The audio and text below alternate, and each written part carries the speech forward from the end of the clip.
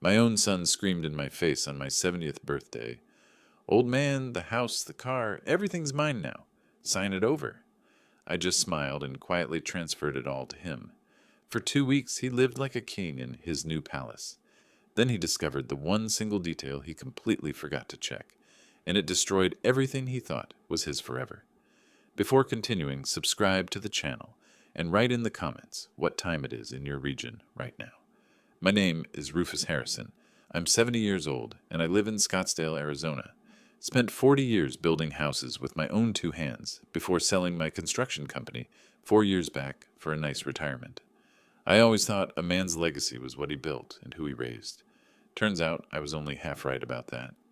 The house I'm sitting in right now, 4852 East Cactus Road, I built it myself in 1989. Every beam, every nail, every square foot of the 4,200 that make up this place. It's worth $680,000 according to the latest assessment. Not that I ever cared much about the number.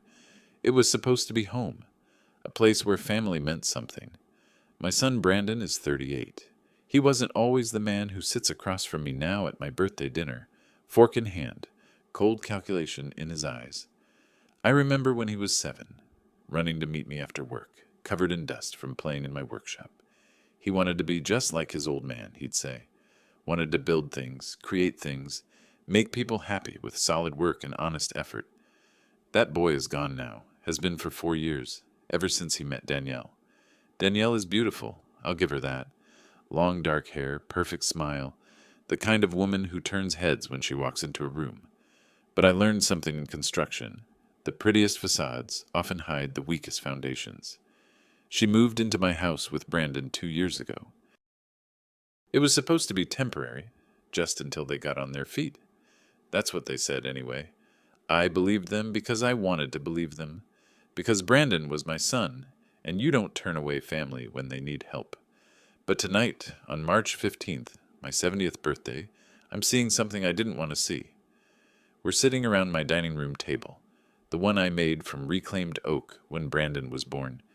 There's a small cake, 3 plates, and a tension in the air thick enough to cut with a saw. Danielle keeps checking her phone. Brandon's been fidgeting for the last 20 minutes, shooting glances at his wife like he's waiting for permission to speak. Finally, he clears his throat. "Dad, we need to talk about something important." I set down my coffee. "All right. You're 70 now." He says it like it's a disease. "That's a milestone. Time to start thinking about the future." "I think about the future plenty, Brandon." Danielle leans forward, and I catch the flash of something predatory in her smile. What Brandon means is that you need to start thinking practically about legacy, about what happens to all of this. She gestures around the room, my house. "I'm 70, not dying," I say, keeping my voice level. "I've got plenty of good years left." Brandon shakes his head like I'm being stubborn. "Dad, be realistic. This house is too big for one person. The maintenance alone, I maintain it just fine. With our help," Danielle cuts in smoothly, "we've been here 2 years taking care of things. Taking care of you." That stings because it's a lie wrapped in enough truth to sound reasonable. They live here, sure, but taking care of me? I cook my own meals, do my own laundry, keep my workshop running. They contribute exactly nothing to the household except higher utility bills and attitude. Brandon takes a breath. "The point is, Dad, it's time. Time to transfer everything over. The house, the car, all of it. I'm your only son. It's going to be mine eventually anyway, so why wait?" The words hit me like a sledgehammer to the chest, but I don't let it show. I've negotiated million-dollar contracts and stared down building inspectors who'd find violations in a parking lot. I know how to keep my face neutral. "You're asking me to sign over my house on my birthday." "We're not asking," Danielle says, and her voice has gone sharp. "Brandon deserves this. You're old now. What do you need all this space for? What do you need a car for when you barely drive anymore?" That's another lie. I drive just fine. I drove to the hardware store this morning, in fact, to pick up sandpaper for the dresser I'm restoring in my workshop. Brandon won't meet my eyes. "Dad, I'm 38 years old. Most guys my age have their own houses, their own equity. You're sitting on almost $700,000 in real estate, and I'm living paycheck to paycheck at the dealership. It's not fair. Not fair. My son, who I raised, educated, supported through 3 different career changes, is telling me it's not fair that I own the house I built with my own hands. I look at Danielle, and she's watching me like a cat watches a mouse. She's been pushing this. I know she has. Brandon might be greedy, but he's not this bold on his own. This is a big decision, I say carefully. I need time to think. What's there to think about? Danielle snaps. You're 70. What do you need all this for, old man? You should be grateful we're even willing to let you stay here after the transfer. Let me stay. In my own house. The room goes very quiet. Brandon shifts uncomfortably, but doesn't defend me. Doesn't tell his wife to watch her mouth or show some respect. He just sits there, waiting for my answer like a vulture waiting for something to die. I stand up slowly, and I see Danielle's eyes flash with triumph. She thinks I'm going to storm off, prove I'm the unreasonable old fool she's been painting me as.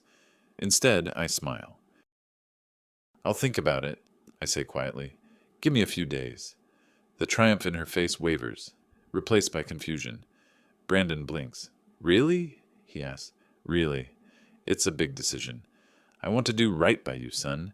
Just give me a little time to wrap my head around it. I walk to my workshop, the converted garage at the back of the house, and close the door behind me. The smell of wood and varnish calms my racing heart. On my workbench sits the oak dresser I've been restoring for the past month. It belonged to a client who died, and his family was going to throw it out. I saved it, piece by piece. Sometimes things that look broken can be put back together, and sometimes you have to take something apart to see what's really holding it together. I hear Danielle's voice through the door, sharp and excited. He's actually considering it. I told you he'd crack. Brandon's response is too quiet to make out, but I don't need to hear it. I pick up my sanding block and get to work. In my pocket, my phone feels heavy. Tomorrow morning, I'll make a call to Gerald Mitchell, my attorney. Tonight, though, I've got furniture to restore and a plan starting to form in the back of my mind. They want my house? They can have it. All of it. The next morning, I wake up before dawn like I have for the past 50 years. Old habits from construction sites, where you started early or you didn't finish on time. The house is quiet. Brandon and Danielle don't surface before 10 on a good day. I make coffee and sit at the kitchen table, thinking about Brandon at 7 years old. There's this memory that keeps coming back, sharp and clear as yesterday. We were working on a birdhouse together in the garage, his first real project. He was so careful with the hammer, tongue poking out in concentration the way kids do. He hit his thumb at one point, and his eyes welled up, but he didn't cry. Just looked at me and said, "Dad, can you show me again? I want to do it right." That boy would never demand his father's house like it was owed to him. That boy knew the value of things because he'd seen them built from nothing. When did he change? I keep asking myself that question, but I know the answer. 4 years ago, Danielle walked into his life at some bar downtown, all smiles and promises. Within 6 months, he'd quit his steady job as a project manager, said it didn't pay enough, wasn't prestigious enough, took the sales position at the luxury car dealership because Danielle said he deserved to work somewhere classy. The money was worse, but the image was better. That's what mattered to her. 2 years ago, they showed up at my door with suitcases and sob stories about rent being too high, about needing just a few months to get back on their feet. I said yes because he's my son, because I remembered that 7-year-old boy with the hammer and believed he was still in there somewhere. I was wrong. Around 9, I called Gerald Mitchell. He's been my attorney for 20 years, handled the sale of my construction company, drafted my will, deals with all my legal paperwork. He's a straight shooter, which is why his reaction to my request doesn't surprise me. "Rufus, what the hell are you talking about? Sign over your house? To Brandon? Are you out of your mind?" "Just hear me out, Gerald." "No, you hear me out. That house is worth $680,000. It's your retirement security, your equity. You can't just hand it over because your son threw a tantrum at your birthday dinner." I lean back in my chair, watching a hummingbird at the feeder outside my window. What if I told you I have a plan? There's a pause. Gerald knows me well enough to hear something in my tone. What kind of plan? The kind where I need you to prepare a quitclaim deed for the house and the car. Make it official. Make it legal. Make it airtight. Rufus and Gerald, I need you to check something for me. Check the property records for the Harrison Family Land Trust, established 1987. Tell me exactly what that trust covers. Another pause, longer this time. The land trust. You're talking about the original land purchase. Exactly what I'm talking about. Can you have the deed ready by end of week? I can, but I'm begging you. Don't do this. Fight them. You have every right to that property. I know I do. Just trust me on this, Gerald. Please. He sighs, and I can picture him rubbing his temples, the way he does when he thinks I'm being stubborn. Fine. But when this blows up in your face, don't say I didn't warn you. After I hang up, I go back to my workshop. The dresser's coming along nicely. The wood is old, damaged in places, but solid underneath. Good bones, just needed someone to see past the surface damage. I hear footsteps on the stairs around 11. Danielle appears in the doorway of my workshop, still in her robe, coffee cup in hand. She doesn't knock. So, she says, have you thought about it? I have. And? I'm going to do it. Sign everything over to Brandon. Her eyes light up, and she doesn't even try to hide her glee. Really? Really, but I need a few days to get the paperwork in order. These things have to be done right, legally. She takes a sip of coffee, studying me over the rim of her cup. You're being awfully reasonable about this, Rufus. I shrug, running sandpaper along the dresser's edge. I'm 70 years old. Brandon's right. What do I need all this for? Better to pass it on now. Let him enjoy it. That's very mature of you. Her voice drips with condescension, but I don't react. Just keep sanding, smooth and steady. She leaves, and within minutes, I hear her on the phone, voice pitched high with excitement. Jamie, you won't believe this. The old man is actually doing it. The house is going to be ours. That afternoon, Brandon comes to find me. He looks uncomfortable, which is something at least. Dad, about last night. It's fine, Brandon. No, I mean, Danielle can be pretty direct. But she's right, you know? This makes sense for everyone. I set down my tools and look at my son. Really look at him. He's gained weight over the past 2 years of living rent-free. His hair is thinning. There are lines around his eyes that weren't there before, stress lines from trying to keep up with a woman whose appetite for the good life far exceeds his ability to provide it. Does it make sense, Brandon? Or does it just make things easier? He bristles. What's that supposed to mean? Nothing. Like I told Danielle, I'll sign the papers.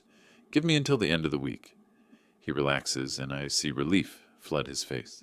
Thanks, Dad. Really, this means a lot. After he leaves, I think about that birdhouse again.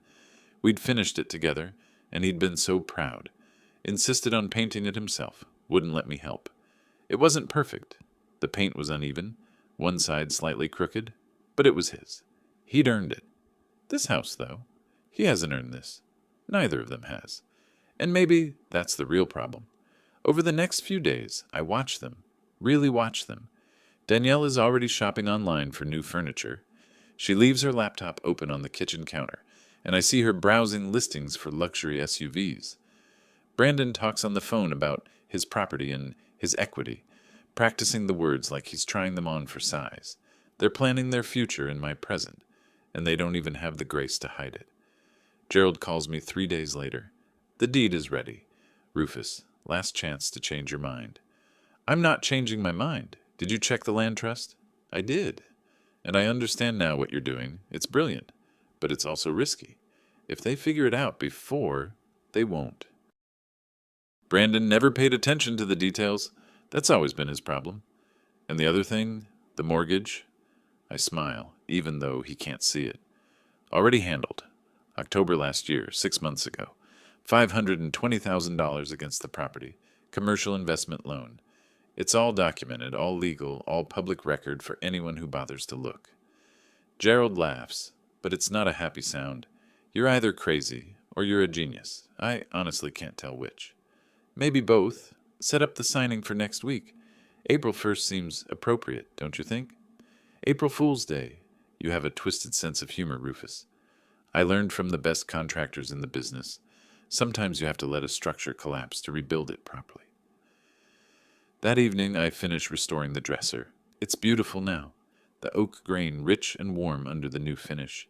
You'd never know it was almost thrown away, almost lost.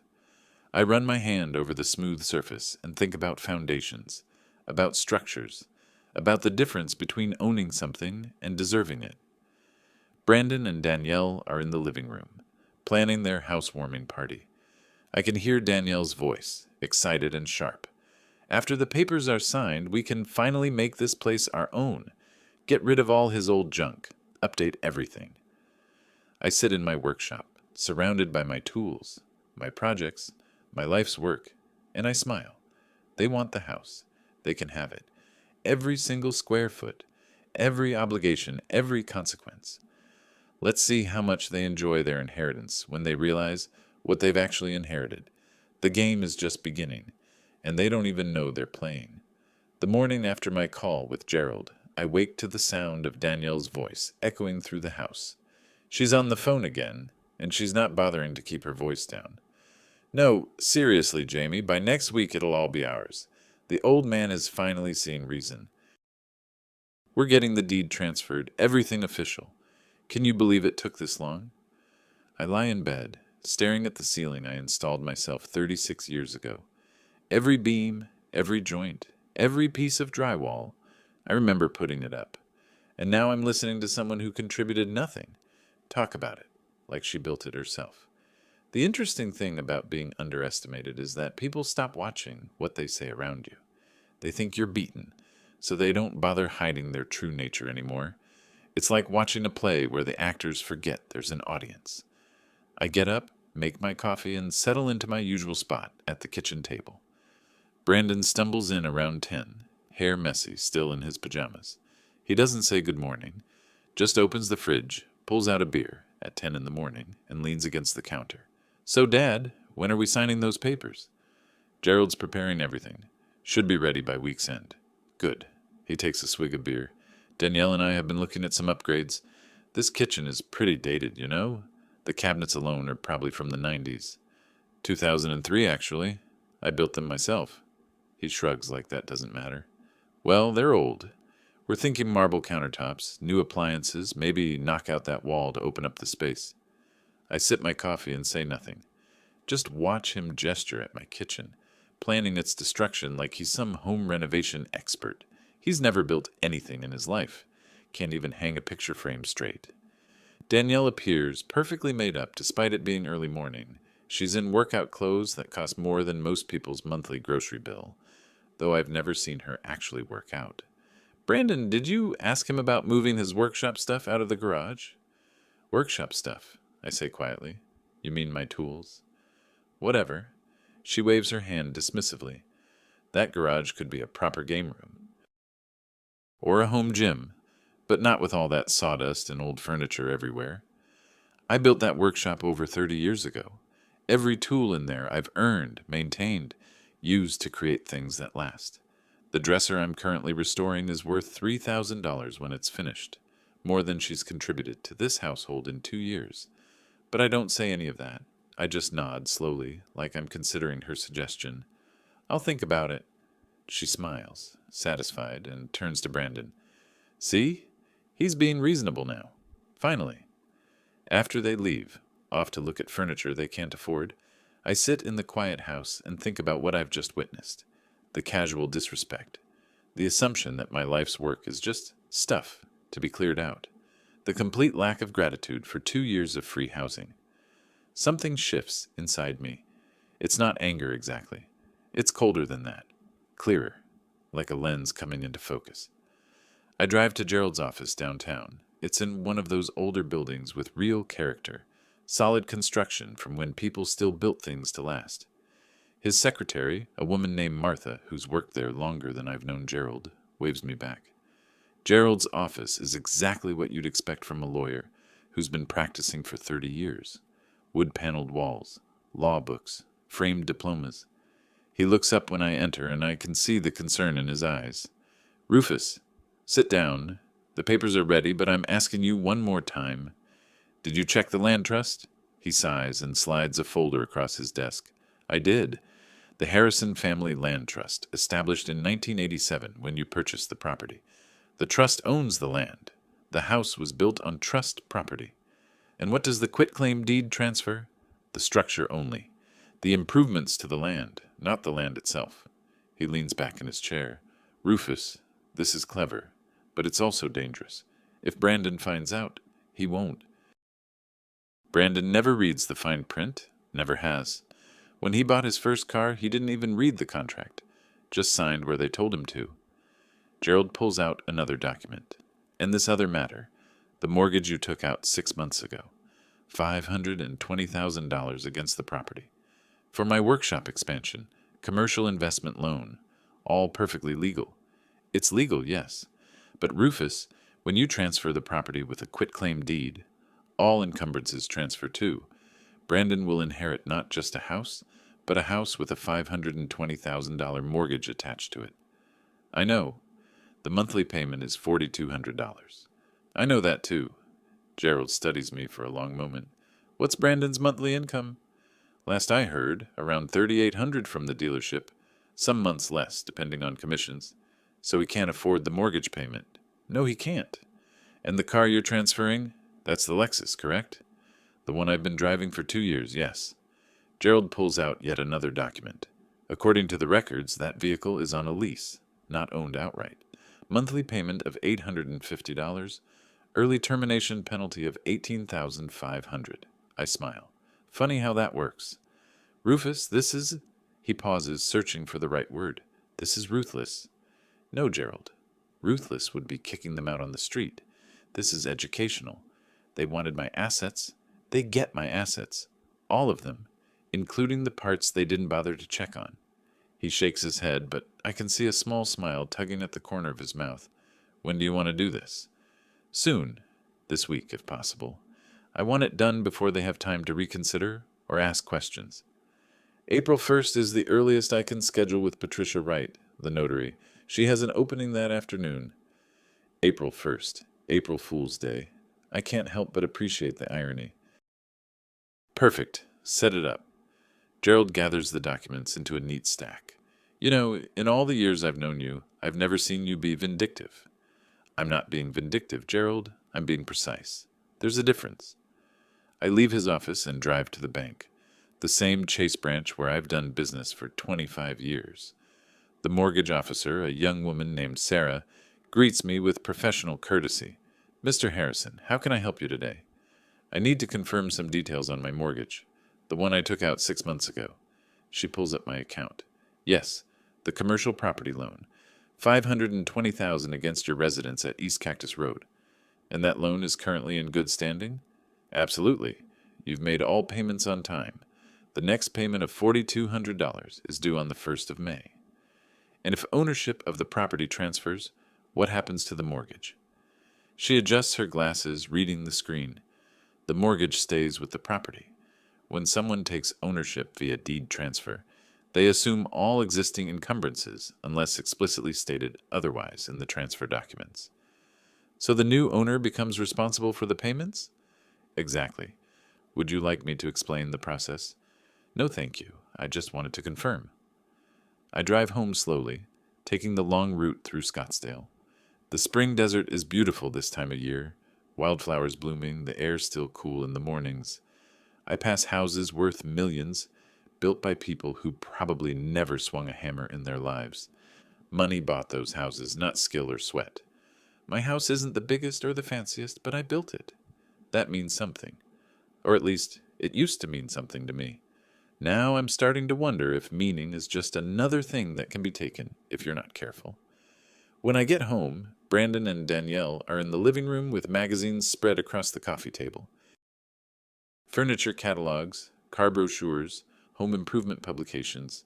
They're planning their kingdom. Dad, Brandon calls out, come look at this. We're thinking of getting rid of your old couch and getting a sectional. What do you think? I look at the couch. It's 10 years old, sure, but it's solid, comfortable, well made. I picked it out after my wife died because it was the kind of thing she would have chosen. But I don't tell them that. Sounds fine, son. It's your house now. Or will be. Soon enough. Danielle beams. Exactly. Finally, someone who gets it.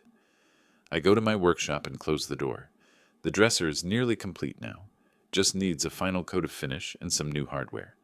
I run my hand over the smooth wood, feeling the grain beneath my fingers. Sometimes in construction, you have to let a structure settle before you know if it's sound. The same is true for plans. You put the pieces in place, then you wait, and you watch, and you see what holds. I'm watching now, and what I see is two people who've never built anything, never earned anything, planning to tear apart everything I've created. The week passes slowly. Brandon and Danielle grow more excited each day. They measure rooms, take photos, make lists. I hear Danielle on the phone with friends, inviting them to a housewarming party she's planning. It's not really a housewarming since we've been here 2 years. She laughs into the phone. But now it's actually ours, you know?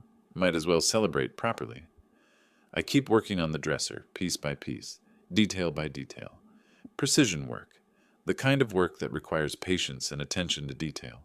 The kind of work my son never learned to appreciate. And all the while, I wait for April 1st to arrive. The trap is set. The papers are ready. The debt is attached to the property like a barnacle to a ship's hull.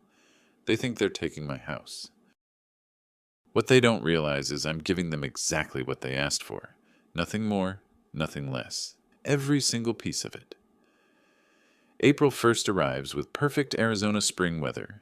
Clear skies, temperature in the mid-70s.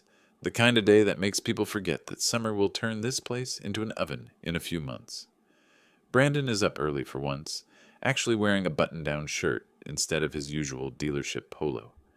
Danielle has put on what she probably thinks is sophisticated business attire, a dress that costs more than the dress rehearsal deserves. "Today's the day, Dad," Brandon says, practically bouncing on his feet. "You ready?" "Ready as I'll ever be, son." We drive separately to Patricia Wright's office. She's a notary I've used for various business transactions over the years. Professional, thorough, asks the right questions. Her office is in a small building off Scottsdale Road, modest but well-maintained. When we arrive, Patricia is already there with Gerald. She's a woman in her late 40s, gray-streaked hair pulled back in a practical bun, reading glasses on a chain around her neck. "Mr. Harrison," she greets me warmly, "and you must be Brandon. Please, everyone have a seat." Gerald has laid out the documents on Patricia's conference table. The quitclaim deed for the property. The vehicle title transfer. Everything neat, organized, official-looking. Brandon sits forward eagerly. Danielle has her phone out, no doubt ready to document this moment for social media. I can already imagine the post. "Finally got what we deserve. New beginnings." Patricia reviews the documents methodically. This is a quitclaim deed transferring ownership of the property located at 4852 East Cactus Road from Rufus Harrison to Brandon Harrison. The transfer includes all structures and improvements on the property as of this date. Do you understand what you're signing, Mr. Brandon Harrison? Absolutely. I'm getting my dad's house. And the vehicle, a 2023 Lexus ES, currently registered to Rufus Harrison. You're accepting transfer of this vehicle as well? Yes. Patricia looks at me. Mr. Rufus Harrison, you understand that by signing this quitclaim deed, you're transferring all ownership rights to the property and vehicle to your son, with no warranties or guarantees? I understand completely. And you're doing this voluntarily, without coercion? Completely voluntary. My son wants the house. I'm giving him the house. There's something in how I phrase it that makes Gerald look up sharply. But neither Brandon nor Danielle notice. They're too busy exchanging excited glances. Patricia pushes the documents across the table. Then if you'll both sign here and initial here. The sound of pen on paper is remarkably loud in the quiet office. Brandon signs with flourishes, like he's signing a $1 million contract. I sign with my usual signature, simple, efficient, final. Patricia witnesses and notarizes each signature. Gerald adds his as the preparing attorney. It's all very official, very legal, very binding. "Congratulations," Patricia says, sliding the completed documents into folders. "The transfer is now complete and will be recorded with the county recorder's office within 3 business days." Brandon is grinning like he just won the lottery. Danielle is already typing on her phone, probably announcing the news to her friends. I reach into my pocket and pull out the house keys. The originals, the ones I've carried for 36 years. I hold them out to Brandon. The house, the car, everything's yours now, old man. There's a slight edge to my voice, a hint of sarcasm, but Brandon doesn't catch it. He's too happy, too triumphant. He takes the keys and stands, shaking my hand with exaggerated formality. Thanks, Dad, really. This means a lot. Oh, I'm sure it does. We leave the office, and I watch as Brandon and Danielle practically skip to their car. Well, his car now. The Lexus he doesn't realize is leased, with payments he can't afford. Gerald walks me to my truck, an old Ford I bought 15 years ago, the one I kept separate from the property transfer because it's registered under my business name. You didn't tell him, Gerald says quietly. Tell him what? Everything he needs to know is in the public record. I'm not his lawyer. You are. Well, were. Rufus, he got exactly what he asked for, Gerald. The house, the car, all of it. I'm a man of my word. Gerald shakes his head but doesn't argue.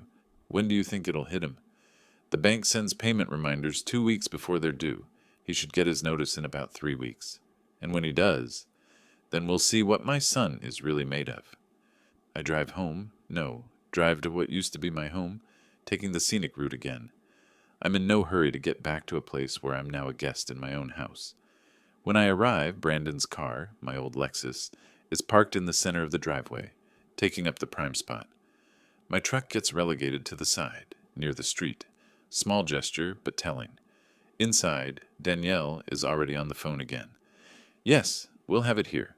Our place, my place, and Brandon's. Next weekend, Saturday night. Bring whoever you want. She sees me and doesn't even lower her voice. Why would she? I'm just the old man who used to own the place. I head to my workshop. The dresser is finished now, beautiful under the final coat of polyurethane. I stand there admiring the work, running my fingers along the edges. Brandon appears in the doorway. For a moment, just a moment, he looks almost apologetic. Hey, Dad, about the workshop. It's your garage now, Brandon. You can do whatever you want with it. I mean, you can keep working in here for a while. We're not going to kick you out or anything. How generous, how magnanimous. He'll let me keep using the space I built with my own hands. Appreciate that, son. He shifts uncomfortably. Danielle wants to have some people over next weekend, kind of a housewarming thing. You don't have to come if you don't want to. Oh, I wouldn't miss it for the world. He looks confused by my response, but shrugs it off. Okay, cool. Well, I'll let you get back to whatever this is. He leaves, and I'm alone with my thoughts and my tools, and the dresser that proved something can be restored if you have the patience and skill. Over the next few days, I watch the transformation happen. Brandon and Danielle take over the house completely. His photos go up on the walls where my family pictures used to hang. Her throw pillows appear on the furniture. They rearrange the living room to their liking.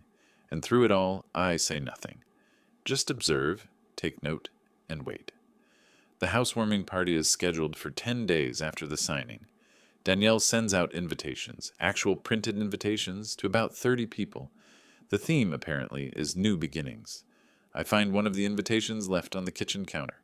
It reads, Join us as we celebrate our new home.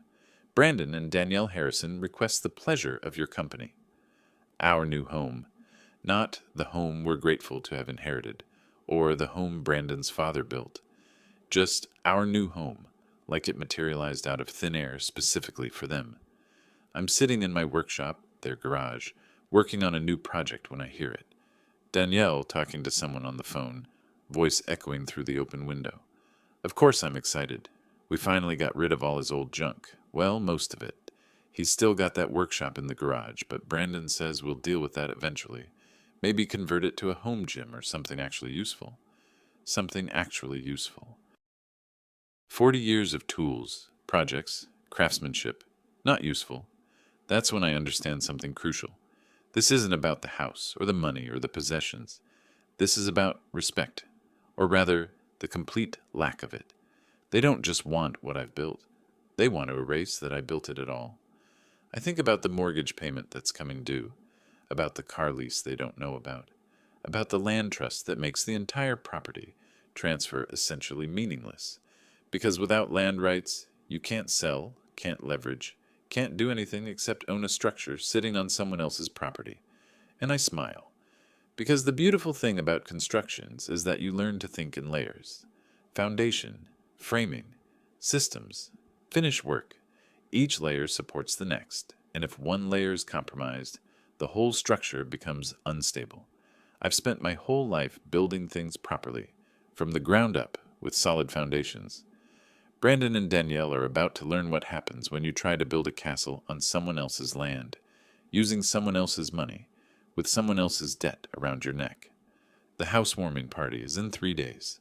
The mortgage payment reminder will arrive in approximately 2 weeks. All I have to do is wait and watch the structure collapse, and that's when I understood exactly how to repay them, not with anger or violence, but with the simple, devastating truth of consequences they never bothered to calculate. The transformation happens faster than I expected.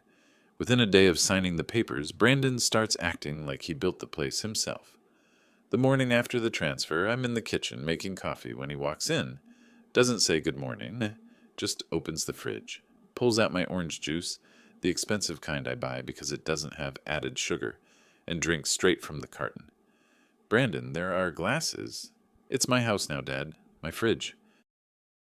My orange juice. He wipes his mouth with the back of his hand and puts the carton back. You're going to have to get used to some changes around here. I watch him walk away, and I don't say anything. Just pour my coffee and make a mental note. The countdown has begun. That afternoon, I'm in my workshop sanding a new piece, a vintage nightstand someone asked me to restore, when Brandon appears in the doorway.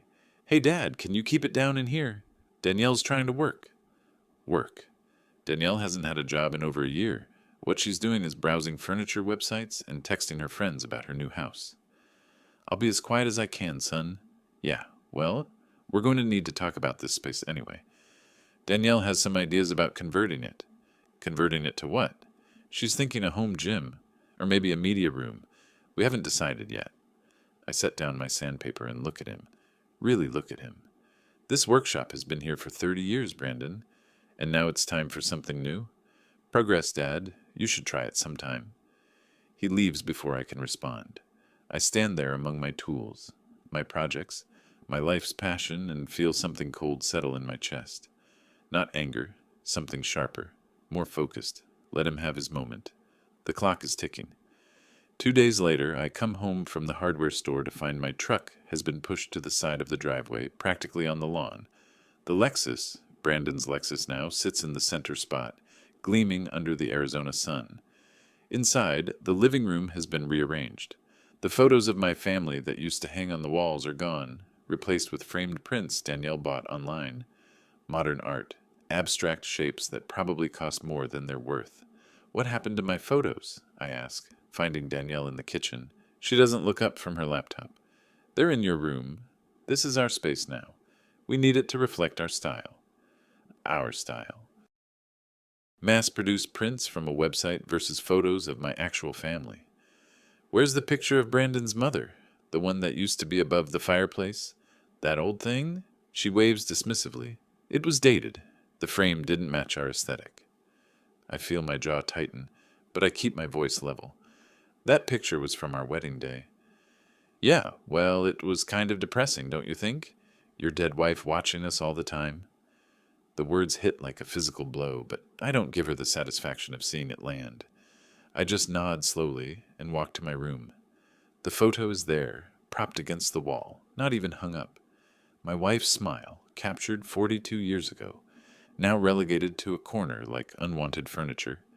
I pick it up carefully and hang it on the wall of my bedroom, the only space in this house that's still mine. The weekend arrives, and with it comes the housewarming party. Brandon and Danielle have invited about 30 people, most of them Danielle's friends, people I've never met. They start arriving in the early evening, dressed in cocktail attire, carrying bottles of wine. I know they expect Brandon to provide glasses for. I stay in my workshop mostly, but I can hear the music, the laughter, the sound of people enjoying themselves in what used to be my home. Around 8, curiosity gets the better of me. I walk into the house through the kitchen entrance. The place is packed. People everywhere, drinking, talking, admiring the house like it's a museum exhibit. Danielle sees me and her smile becomes tight. Rufus, you're still here. I live here, I remind her quietly. Right. Well, try not to. You know, we have guests. Try not to what? Exist? I move through the crowd, invisible to most of them. They're too busy complimenting the beautiful home to notice the man who actually built it. I find Brandon in the living room, surrounded by friends, holding court like some kind of real estate mogul. He's telling a story, gesturing widely with his drink, and I told him, Dad, it's time. You're 70. You don't need all this space. He tried to argue, but I held firm. Finally got him to see reason. One of his friends, a guy about Brandon's age in an expensive suit, laughs. Must be nice, man. Inheriting a place like this? Inheriting? Brandon shakes his head. Nah, I earned this. 2 years taking care of him, dealing with his old man's stubbornness. This was owed to me. Owed to him. I watch my son spin the story, turning himself into the hero and me into the obstacle he overcame. The crowd eats it up, nodding along, raising their glasses in congratulation.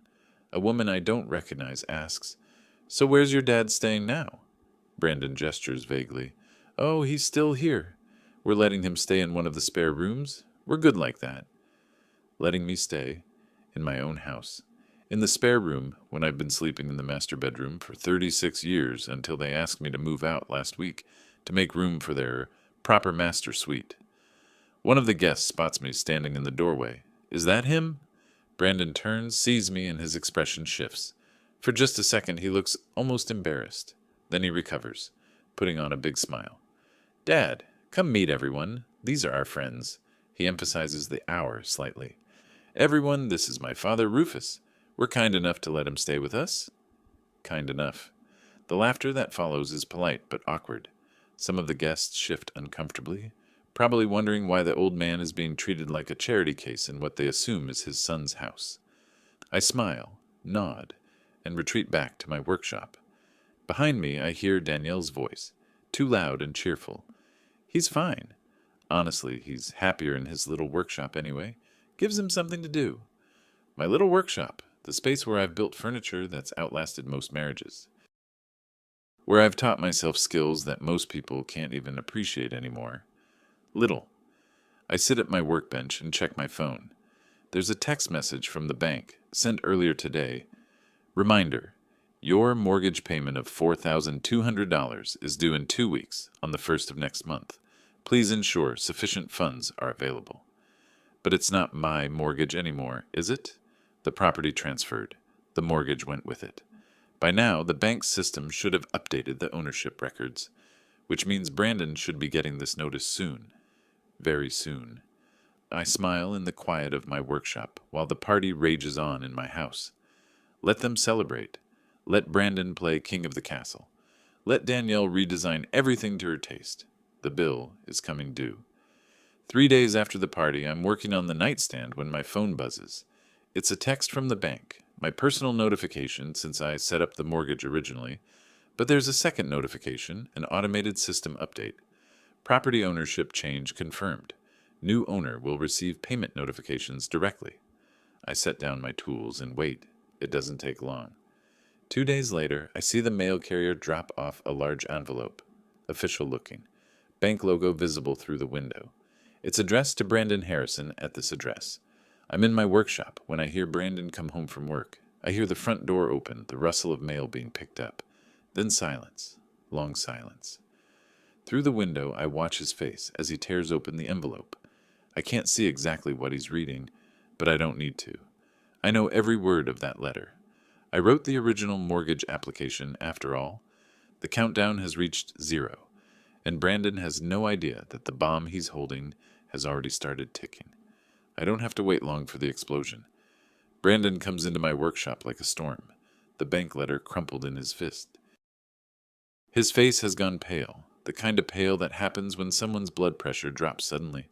There's sweat on his forehead even though it's not hot outside. What is this?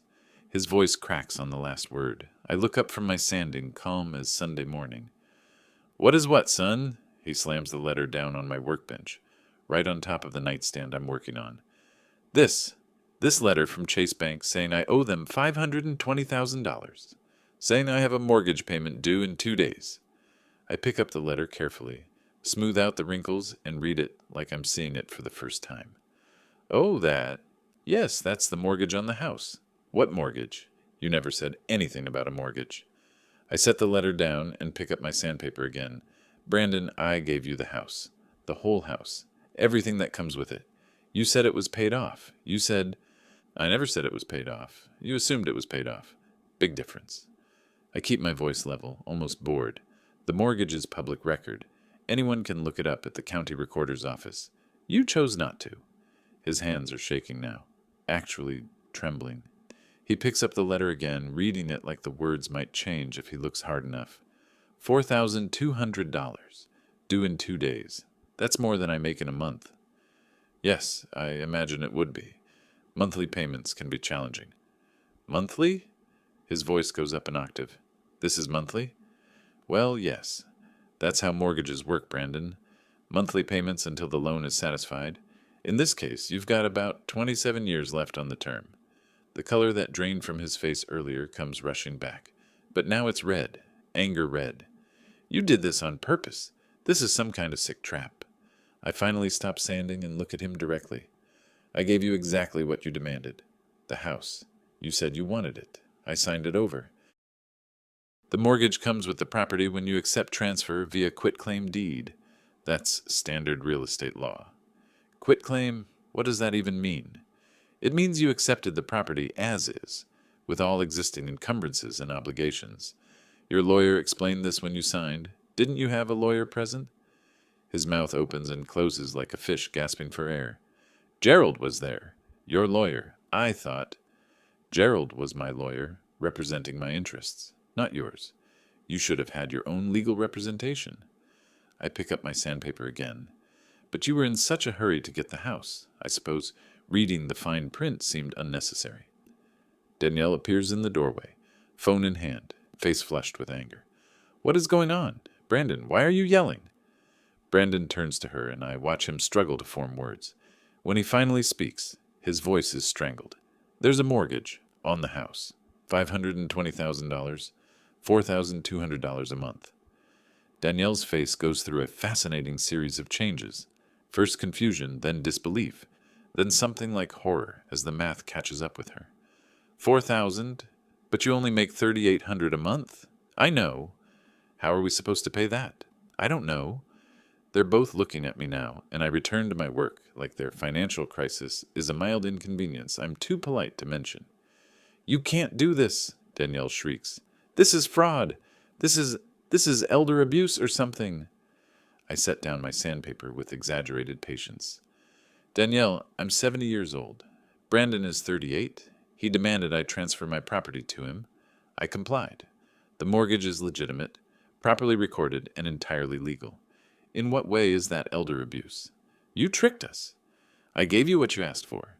If you didn't bother to research what you were taking on, that's on you, not me. Brandon's phone buzzes.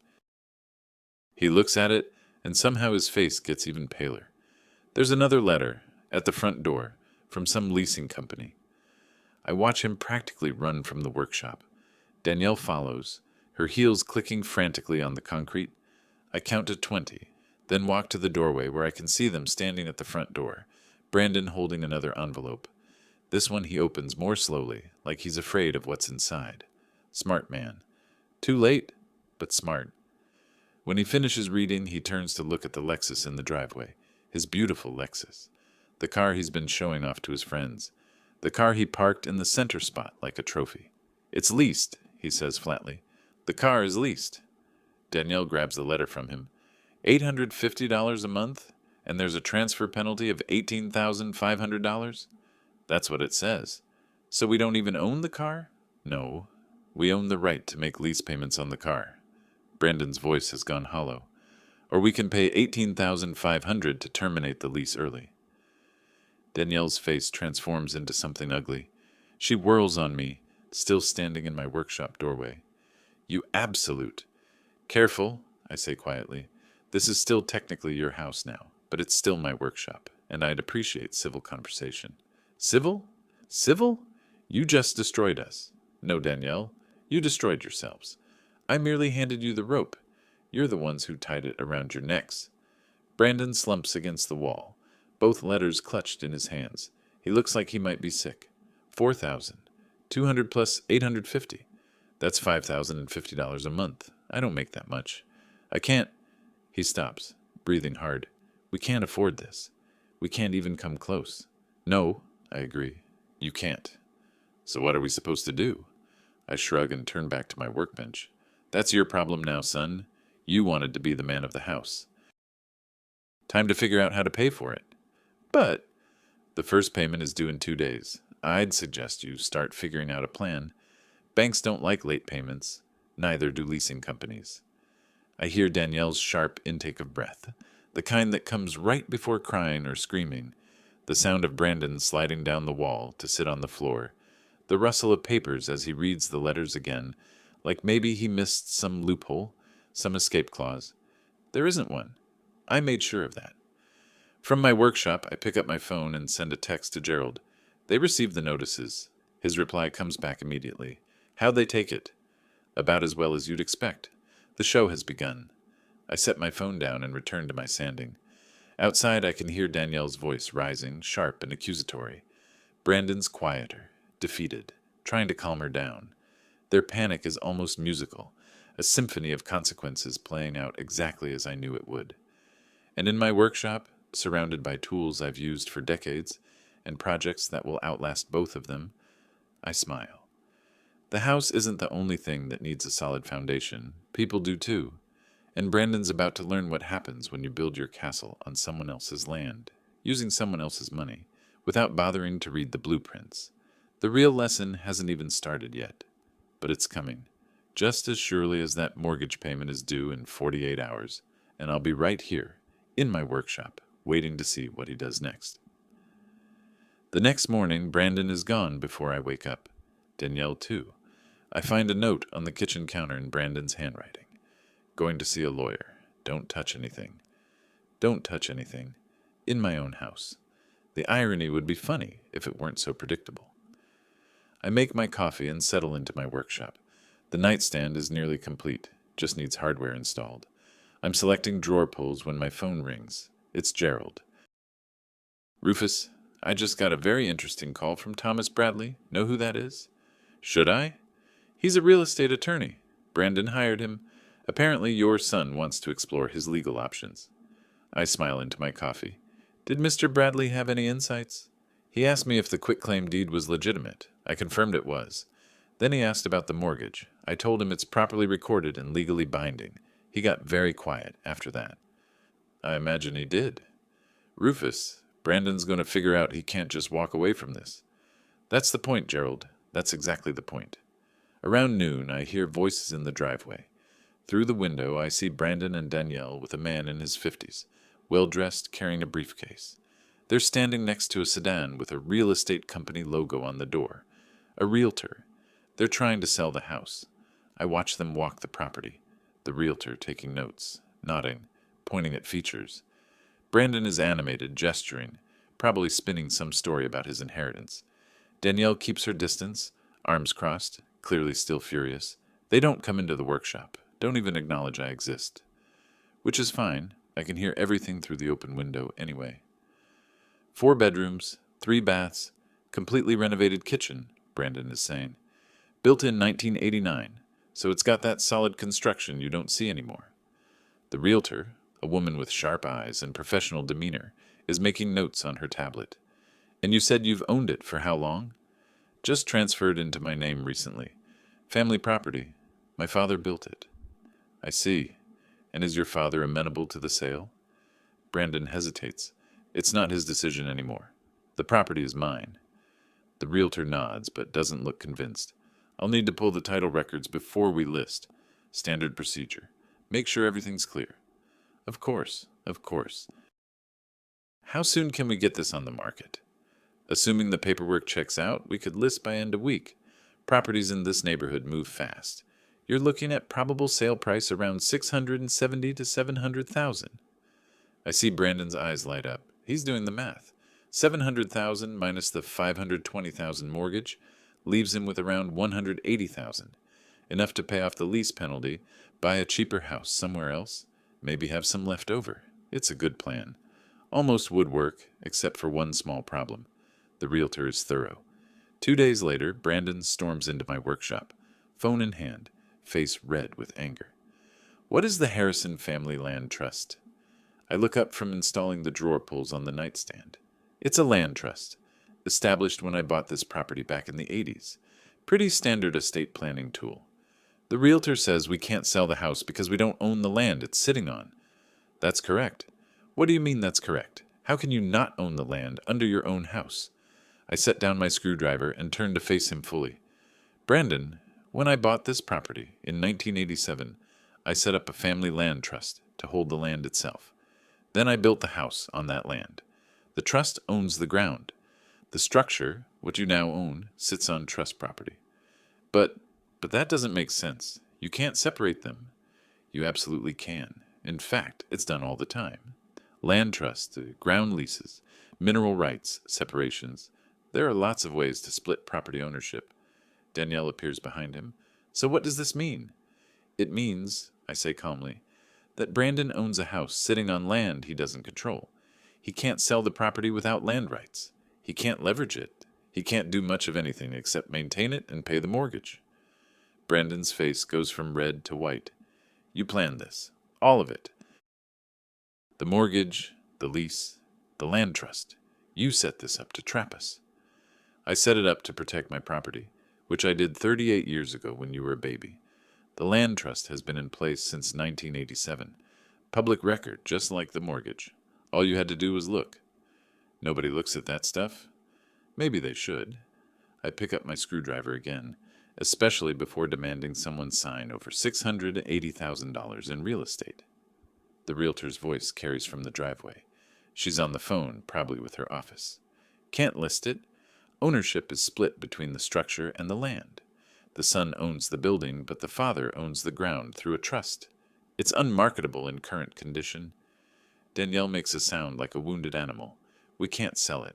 We can't afford it. What are we supposed to do?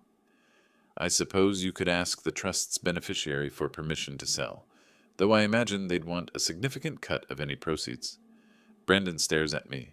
You're the beneficiary. I am. So we have to ask your permission to sell a house that's legally mine?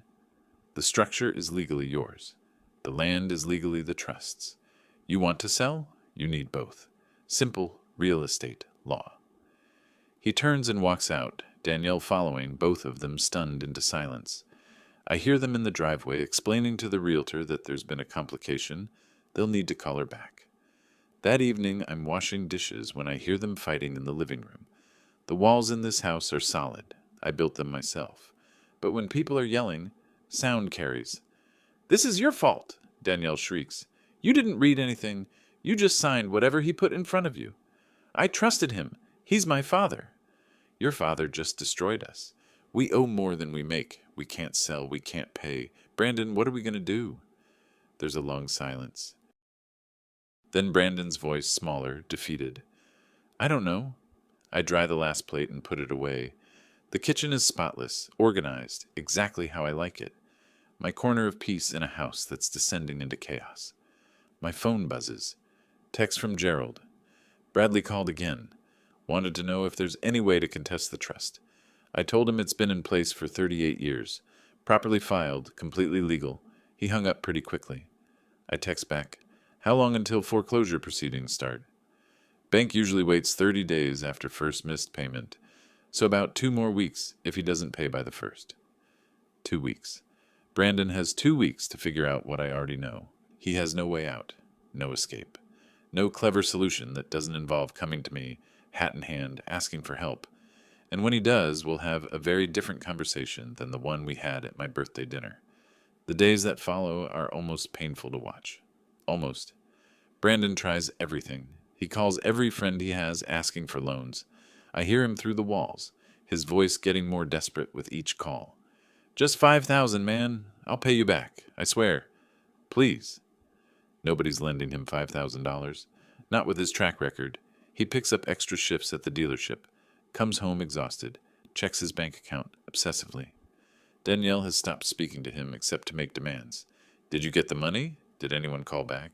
Why aren't you fixing this? The leasing company sends a second notice. The bank sends a courtesy reminder that payment is now overdue. Late fees are accumulating. The countdown to foreclosure has begun.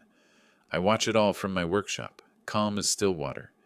2 weeks after the first payment was due, Brandon appears in my doorway. He looks like he hasn't slept in days. Dark circles under his eyes, hair unwashed, clothes rumpled. Dad, we need to talk. I don't look up from my work. I'm starting a new project. A coffee table someone commissioned. About what? You know about what. The house, the money, all of it. What about it? He steps inside, closes the door behind him. I can't make the payments. You know I can't. My salary doesn't cover it. I can't borrow enough, and I can't sell. You've trapped me. I gave you exactly what you demanded, Brandon. The house, the car, everything that came with them. This isn't what I... He stops, runs his hands through his hair. Please, I'm asking. Help me. I set down my tools and look at him. Really look at him. He's broken. Completely broken. The arrogant son who demanded my property, who treated me like a burden in my own home, who threw parties and pushed my truck to the lawn, that person is gone. What's left is a scared man who finally understands he's in over his head. Help you, I repeat slowly. Interesting choice of words. I know I messed up. I know that now. But you're my father. You can't just... You wouldn't actually let the bank take the house, would you? Why not? It's your house. Your responsibility. But you wanted independence, Brandon. You wanted to be the man of the house. You wanted to make your own decisions without the old man getting in the way. Well, here's your chance. Be independent. Make a decision. Figure it out. His face crumples. I can't figure it out. There's no way out. The payments are more than I make. I can't sell. I can't refinance because I don't own the land. There's nothing I can do. Then I suppose you'll lose the house. And then what? Where do we go? Danielle and I have no savings. We've been living here rent-free for 2 years, spending everything we made. If we lose this place, we have nothing. We'll be homeless. The desperation in his voice is real. The fear is real. Good. You should have thought about that before you demanded I sign over my life's work, I say quietly. Before you treated me like I was worthless in my own home. Before you threw a party and told people you were generous for letting me stay in my own house. He flinches like I've slapped him. I'm sorry, okay? I'm sorry. I was wrong. I don't know what I was thinking. Danielle kept saying... He stops himself. No, that's not fair. This is on me. I made the choice. I signed the papers. I screwed up. It's the first time he's taken actual responsibility. No blaming Danielle, no making excuses, just admission. I let the silence stretch out. Let him sit in it. Let him understand how completely he's at my mercy. Finally, I speak. There is one way. His head snaps up. What? Anything. I'll do anything. Careful what you promise, son. You might not like the price. Just tell me what you want. I stand up, brush sawdust off my pants, and look him in the eye. First, you're going to apologize. Not to me privately, publicly. You're going to gather the same friends you had at your housewarming party, and you're going to tell them the truth, that you disrespected your father, that you took advantage of him, that you were wrong. His face goes pale. You want me to humiliate myself in front of my friends? I want you to tell the truth in front of the same people you lied to. That's not humiliation. That's accountability. What else? Second, you and Danielle are going to work for me. 20 hours a week for 3 months. Here in the workshop, around the house, whatever I need. You're going to learn what it means to actually earn something. Work for you? Doing what? Whatever I tell you to do. Sanding wood, cleaning tools, yard work, household maintenance, real work, the kind that builds character. I can see him struggling with it, his pride battling against his desperation. And in exchange, he asks, in exchange, I'll buy the mortgage back from the bank, put it in my name again. I'll handle the car lease situation. And I'll transfer the house back to myself. Back to yourself, so I get nothing? You get to not be homeless, Brandon. You get to keep living here, rent-free, while you figure out your life. You get the chance to rebuild a relationship with your father. And maybe if you actually learn something from this someday, when you've proven you can appreciate it, I might consider leaving you something in my will, but that's a long way off. Danielle's voice echoes from the house. Brandon, did you talk to him? What did he say? Brandon looks toward the door, then back at me. I can see the calculation in his eyes. The humiliation of public apology versus foreclosure and bankruptcy. The degradation of working for his father versus homelessness. I need to talk to Danielle, he says finally. You do that. But Brandon, the bank's foreclosure timeline doesn't care about your deliberations. You've got until end of week to decide. After that, my offer expires, and you're on your own. He leaves without another word. I return to my coffee table, running my hands over the smooth birchwood, planning the joinery. Through the wall, I hear them fighting. Danielle's voice is shrill. Work for him, like servants. Apologize to those people. Brandon, no, we can't. Then what? Brandon shouts back. Tell me what else we can do. Give me one option that doesn't end with us losing everything. Silence, then sobbing. I think it's Danielle, but it might be Brandon. Hard to tell. I send a text to Gerald. He's coming around. Might need those documents ready sooner than expected. His response? Standing by. You know, Rufus, this is either the best parenting I've ever seen or the cruelest. Haven't decided which. I smile and type back. Maybe it's both. Sometimes the best lessons are the hardest ones. 3 days later, Brandon comes back. No Danielle this time. Just him, looking exhausted and defeated. We'll do it, he says. All of it. The apology, the work, everything. Just please, help us. I nod slowly. All right then. We start with the apology. Call your friends. Set it up for this weekend. And Brandon, it needs to be genuine. If I sense you're just going through the motions, the deal's off. It will be, I promise. He turns to leave, but I stop him. One more thing, son. What? In my workshop, you call me Sir or Rufus, not Dad. You gave up the right to casual familiarity when you demanded my house. You want that relationship back? You'll have to earn it. He swallows hard, nods. Yes, sir. When he's gone, I sit in my workshop and let myself feel it. The satisfaction, the vindication, the knowledge that sometimes the best revenge isn't destruction, it's education. Brandon wanted my house. Now he understands what it really costs to build something worth having. And if he's smart, if he truly learns from this, maybe someday he'll actually deserve what I've spent a lifetime creating. But that's a lesson that takes time. And we've got 3 months ahead of us to see if he's capable of learning it. The gathering happens that weekend. Brandon calls the same friends who attended the housewarming party, invites them back under the pretense of important news. Some decline. Word has spread that something went wrong with Brandon's big inheritance, but enough show up. 23 people standing in the living room that used to display his triumphant photos. I watch from my workshop doorway as they arrive. The same expensive cars, the same cocktail attire, but the energy is different. Cautious, curious. They sense blood in the water. Danielle is conspicuously absent. She locked herself in the bedroom hours ago, refusing to participate. I'm not humiliating myself for anyone, she told Brandon. He didn't argue. Just let her go. I think that was the moment he started to understand. Some bridges, once burned, can't be rebuilt, and his wife wasn't interested in the hard work of reconstruction.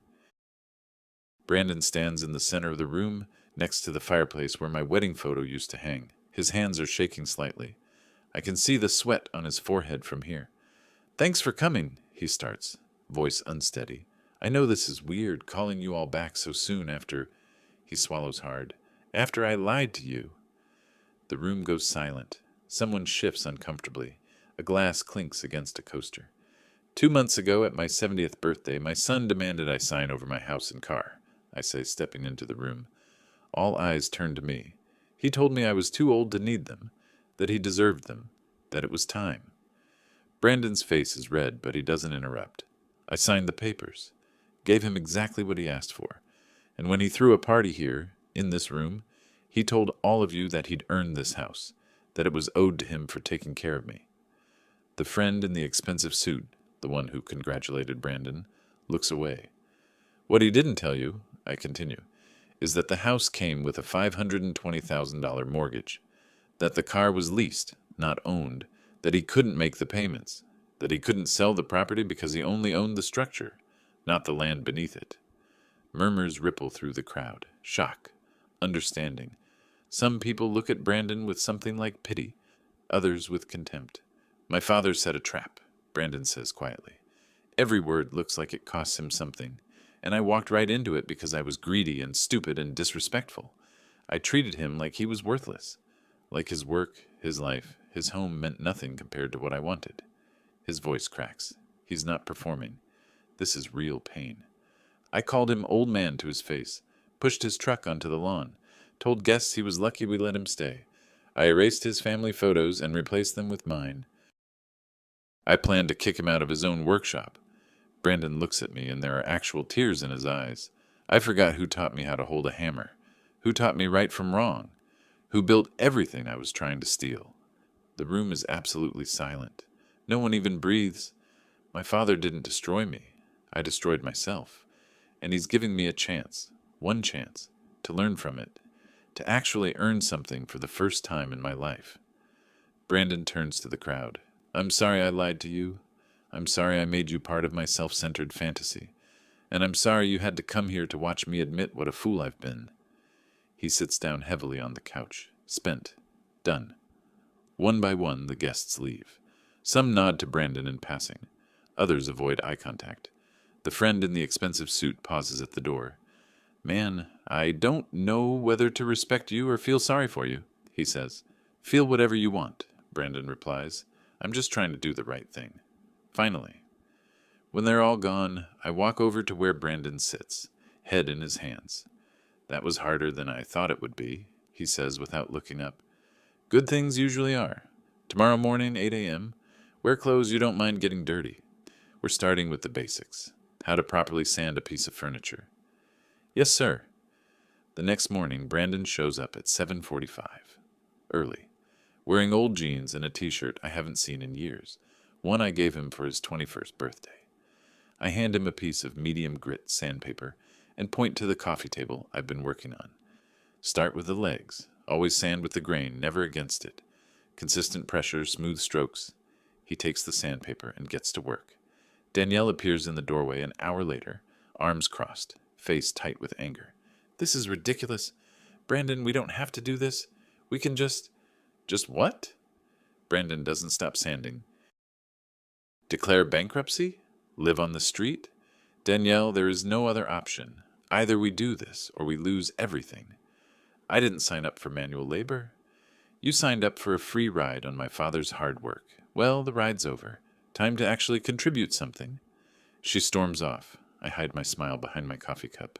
The days blur into weeks. Brandon shows up every morning and evening, putting in his 20 hours a week. At first, he's clumsy, impatient, sands too hard and scratches the wood, holds tools wrong, measures twice and cuts 3 times because he doesn't trust his measurements. But slowly, very slowly, he improves. Danielle participates reluctantly. She cleans, organizes, helps with household tasks. But her resentment radiates like heat from asphalt. She and Brandon barely speak, except to argue. One evening, about 6 weeks in, I'm teaching Brandon how to apply finish when he stops mid-stroke. Why didn't you just kick us out? He asks. You could have. Legally, morally, you had every right. I consider the question. Because you're my son. And sometimes the best gift you can give someone is the consequences of their choices. You wanted to be an adult? Adults deal with mortgages, responsibilities, accountability. So this was never about revenge. No, Brandon, it was about teaching. Revenge would have been easy. This? I gesture to the workshop, to him with finish on his hands, learning something real for the first time in years. This is much harder. The 3 months pass. Some days are harder than others. Danielle leaves twice, packs her bags and drives away, only to return hours later with nowhere else to go. Each time she comes back, she's a little smaller, a little less certain. Brandon, on the other hand, grows, not just in skill, though he can now sand, finish, and assemble basic furniture, but in presence. He stands straighter, meets my eyes when he talks, takes ownership of his mistakes. The coffee table we worked on together sells for $1,200. When the buyer picks it up, Brandon stares at the check like it's written in a foreign language.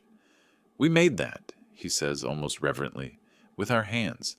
Someone paid $1,200 for something we built." "Welcome to the satisfaction of actual work," I tell him. Through Gerald, I handle the legal matters. The mortgage transfers back to my name. I pay off the bank, restructure the loan under better terms. The car lease gets resolved. I buy out the contract, then sell the Lexus, and put the money toward a used but reliable Toyota for Brandon. The house deed transfers back through a properly executed agreement. By the time summer heat hits full force, the transformation is complete. Not just legally, but personally. On the last day of their required work, a Saturday in late August, I call them both into the living room. The house is back to how it should be. My photos on the walls, my furniture in its proper places, my truck in the center of the driveway.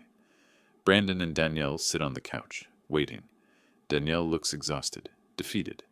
Brandon looks different, older somehow, more solid. "You've completed your obligation," I say, standing before them. "The house is mine again. The debts are resolved. As of today, you're free to go." Danielle's head snaps up. "Go? Go where?" "Anywhere you want. You've fulfilled the terms. The agreement is satisfied." Brandon looks at Danielle, then at me. "What if we want to stay?" "Stay? Not as owners.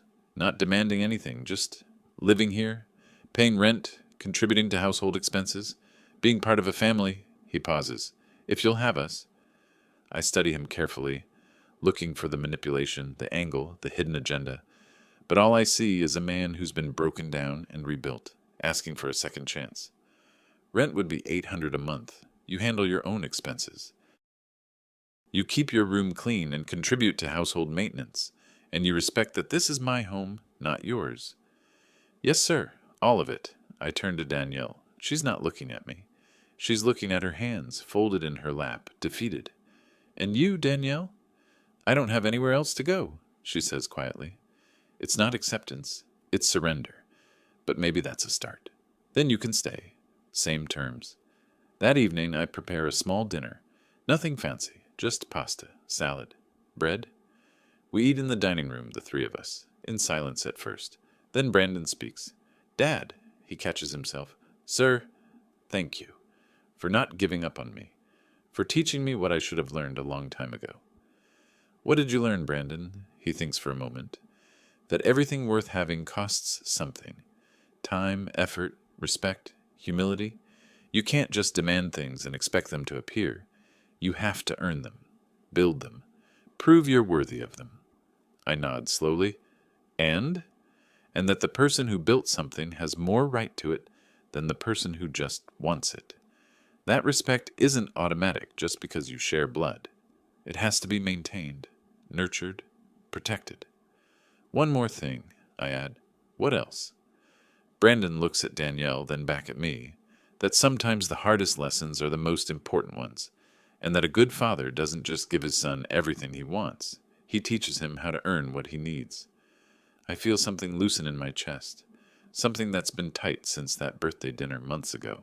"You learned well, son, better than I expected." After dinner, I go to my workshop. The oak dresser I started all those months ago sits completed in the corner, gleaming under the workshop lights. Every drawer slides smoothly. Every joint is tight. Every surface is perfectly smooth. It took patience. It took skill. It took the willingness to strip away damaged layers and rebuild from solid wood beneath. Just like my relationship with my son. I run my hand over the finished surface one last time, then send a text to the client who commissioned it. "Your dresser is ready for pickup." Behind me, I hear footsteps. Brandon appears in the doorway, hesitant. "Need any help?" I gesture to the workbench. "Actually, yes. There's a new project coming in next week, a dining room set. Could use an extra pair of hands, if you're interested." His face lights up. "Really? Really, but Brandon..." I meet his eyes. "When the time comes, when I'm actually ready, I will leave you this house, this workshop, everything I've built, but only when you're ready to appreciate it, to maintain it, to respect it the way it deserves." "I understand, sir, and I'll work every day to prove I'm worthy of it." "I know you will, son. I know you will." He leaves, and I'm alone in my workshop once more, surrounded by tools that have served me for decades, by projects that will outlast us both, by the quiet satisfaction of work done right. Outside, the Arizona summer is fading into autumn. The heat will break soon. The seasons will change. Life will move forward.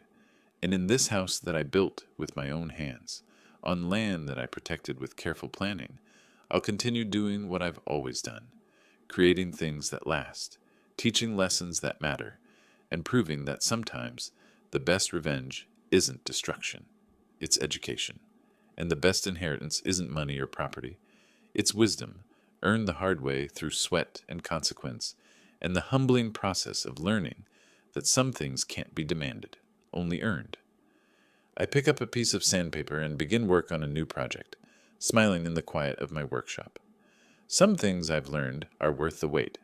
If you like this story, please like this video, subscribe to the channel, and share your impressions of this story in the comments. To listen to the next story, click on the box on the left. Thank you for watching,